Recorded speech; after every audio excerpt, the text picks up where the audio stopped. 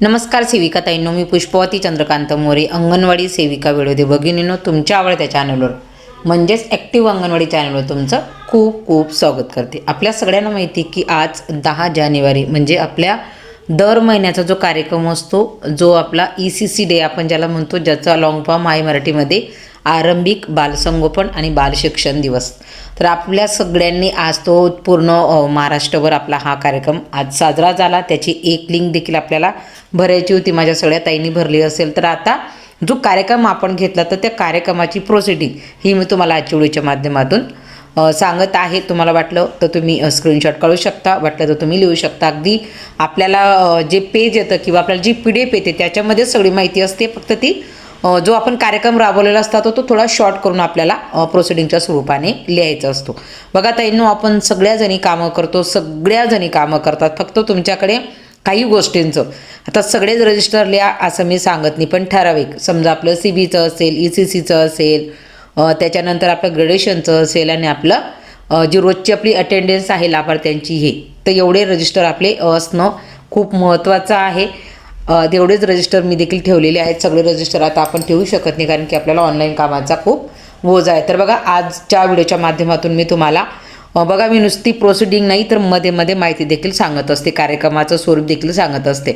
तर आजचा जो कार्यक्रम होता त्याचा विषय होता नन्हे कलाकार संख्याज्ञान आणि सृजनशीलता दिवस। म्हणजे आपल्याला आपल्या बालकांमध्ये संख्याज्ञान म्हणजे आपल्याला गणिताचं जे गणिताची जी पूर्वतयारी आहे आणि जो सृजनशीलता विकास आहे, तर ह्या दोन विकासाचं आजच्या जो ECC डे कार्यक्रम होता तर त्याच्या माध्यमातून आपल्याला दोन जे मोठे विकास आहेत याच्यावरच आपलं पुढचं भविष्याचं बालकांचं पूर्ण भविष्य अवलंबून आहे। कारण की संख्या ज्ञान गणित हे खूप महत्त्वाचा असा विषय आहे, तो जर बालपणापासून जर त्यांच्या मनात रुजला तर भविष्यामध्ये नक्कीच त्याचा त्यांना पुढच्या शिक्षणासाठी त्यांच्या भविष्यासाठी खूप महत्त्वाचं होणार आहे।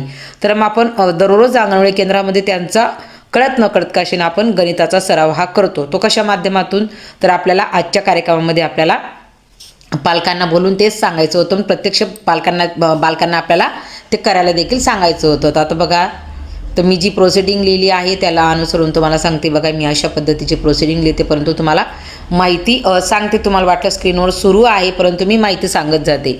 तर बघा, आपल्या सगळ्यांना माहिती आहे की जो दिवस आपल्याकडे साजरा केला तो महिन्यातून एकदा, तर आपण ते दररोज ठराविक कार्यक्रम आपण घेत असतो। बघा, आता आपलं पहिलं उद्दिष्ट जे होतं या कार्यक्रमाचं की आपल्याला बालकांमध्ये सृजनशीलता विकास, सृजनशीलता किंवा सृजनशीलता एकच येताचं, तर हा जो विकास आहे तो खूप महत्त्वाचा आहे। बघा, बालकांच्या आपण अंगणवाडी केंद्रामध्ये आपण ठसे काम घेतो, रंगकाम घेतो, चित्रकला घेतो, बालकांना रांगोळी काढायला लावतो, म्हणजे ज्या ॲक्टिव्हिटी ज्या बालकांना ज्याच्यामध्ये आनंद मिळतो अशा आपण खूप साऱ्या गोष्टी बालकांकडनं करून घेतो। तर हे करताना बालकांमध्ये काय होतं की हे करताना बालकांमधला उत्साह, त्यांच्या तो कुतूहल, आनंद यासारख्या सकारात्मक भावनांचा अनुभव ते घेतात आणि त्यामुळे मुलांच्या कलागुणांना वाव मिळत असतो। आता मी सगळं शॉर्टमध्ये माझ्या पद्धतीने जी आपल्याला PDF आली तर त्याच्यातनं जसं आपण कार्यक्रम घेतला आणि त्या कार्यक्रमाच्या अनुषंगानेच ही प्रोसिडिंग आहे।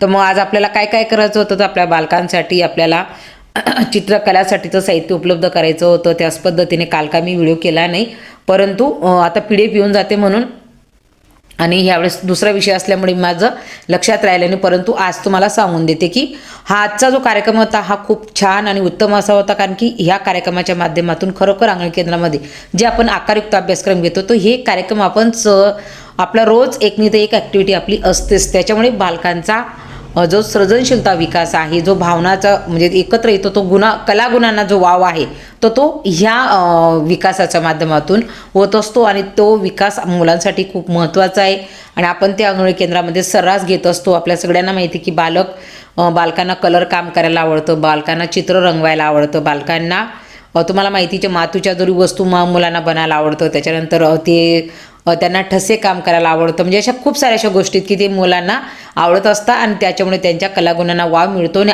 आपोआपच बालकांमध्ये जो सृजनशीलता विकास आहे तो होत असतो आणि अंगणवाडी केंद्रापासूनच बालकांच्या ह्या विकासाला प्रारंभ होऊन जातो, त्यांचा ह्या विकासाचा पाया रचला जातो याच्या माध्यमातून। तर ते देखील पालकांना थोडक्यामध्ये सांगण्याचा प्रयत्न केला। त्याच्यानंतर सगळ्यात महत्त्वाचं म्हणजे जे गणित तुम्हाला बोलली, तर आपला उद्देश ह्या कार्यक्रमाचा दुसरा उद्देश होता की बालकांची गणिताची पूर्वतयारी ही उद्दिष्ट साध्य करण्यासाठी देखील आपल्याला माहिती आहे की मग नुसतं बालकांना एक दोनच नव्हे, तर बालकांचा लहान मोठा, कमी जास्त, जवळ दूर, विविध आकार, त्याच पद्धतीनं अंकयुक्त गाणं, त्याच्यानंतर आपण बालकांना उंच म्हणजे आपण अशा काही गोष्टी सांगत असतो की त्या माध्यमातून बालकाची गणिताची पूर्वतयारी ही होत असते.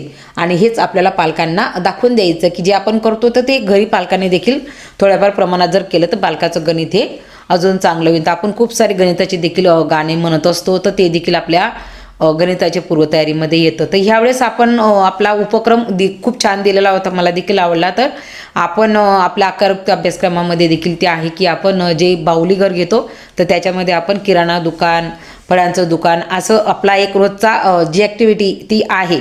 तर तसं आज आपल्याला बाजाराचं जे आहे तो उपक्रम आपल्याला दाखवायचा होता. तर ह्या उपक्रमाच्या माध्यमातून की बाजारामध्ये देवाणघेवाण, पैशांची जी देवाणघेवाण आहे ती कशा प्रकारे होते आणि त्या बदल्यामध्ये वस्तू विकत घेणे, म्हणजे ही बालकांमध्ये ही जी भावना आहे ती रुजते आणि त्यांना ते नॉलेज यायचा एकदम लक्षात येणार नाही, परंतु हळूहळू बालकांना आपण ते सांगून ॲक्टिव्हिटीच्या माध्यमातून करू शकतो. आणि त्याच पद्धतीने ते घेत असताना बघा, आता आपल्याला एखादी आपण बाजारामध्ये जर गेलो, आता फळांचं स्टॉल आपण लावलेला होता, फळेच शक्यतोवर फळ्यांचंच आपण जे आपल्याकडे आहे, जे आपल्याकडे मिळालेले आहेत अंगणवाडी केंद्रामध्ये, ज्याला आपण नकली म्हणतो याचे प्लास्टिकचे, तर ते फळांचंच आम्ही देखील लावलेलं होतं. तर मग ते करत असताना आता लहान फळ, मोठं फळ, लहान मोठं त्यांना समजणं हे खूप महत्त्वाचं आहे. आता फळं म्हटले तर काही फळं डझनवर असतात, काही किलोवर असतात, तर त्यामुळे ते पण त्यांना समजणं लक्षाचं आहे. अर्धा म्हणजे ह्या गणितीय संकल्पना बालकांच्या लक्षात यावं ही खूप महत्त्वाची अशी संकल्पना होती. त्यामुळे आजच्या कार्यक्रमाच्या माध्यमातून आपण ह्या सगळ्या गोष्टी करून घेतल्या. आपण सुरुवातीला आल्याबरोबर आलेल्या पालकांचं आणि बालकांचं आपण स्वागत करत असतो आणि कार्यक्रमाचा शेवट आपण सगळ्या आलेल्या पालकांचा आभार मानून आपल्याला समारोप करायचा असतो. आणि पुढील 10 तारखेची आपल्याला आठवण द्यावी लागत, म्हणजे सांगावं लागतं की असं असेल आणि यापैकी तुम्ही घरी किती 3 ॲक्टिव्हिटी कशा पद्धतीने घ्याल, तर ही आपल्याला शेवट समारोपाच्या नंतर सांगायचं होतं. अशा पद्धतीने आजचा कार्यक्रम देखील होता. आमच्या इथं देखील कार्यक्रम खूप छान झाला आणि आता मी फोटो देखील घेणार आहे, आम्ही घेतलेला आहे, आता त्याचं प्रिंटआउट काढून मी इथं लावणार. तर त्या पद्धतीने प्रोसिडिंग मी आता बनवलेलं आहे. तर अशा पद्धतीने आपल्याला जो आत्ताचा आपला कार्यक्रम होता अगदी छान होता आणि आपण तो दररोज घेत असतो, परंतु ECCच्या माध्यमातून पालकांना त्याची उजळणी व्हावी, पालकांना ते लक्षात यावं, त्यांनी ते घरी करावं, जेणेकरून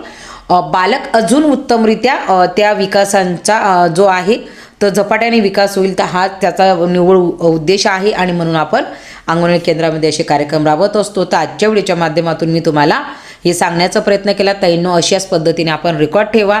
सगळ्यांचं नसेल तर आतापर्यंत चॅनलवर सगळ्या व्हिडिओ टाकलेले आहेत जेव्हापासून मी ठेवले तेव्हापासून, तर आपण देखील तशा पद्धतीने करून घ्या. आपली पद्धत वेगळी असेल तशा पद्धतीने करा, परंतु रेकॉर्ड ठेवा. आजच्या व्हिडिओपुरतं एवढंच. धन्यवाद.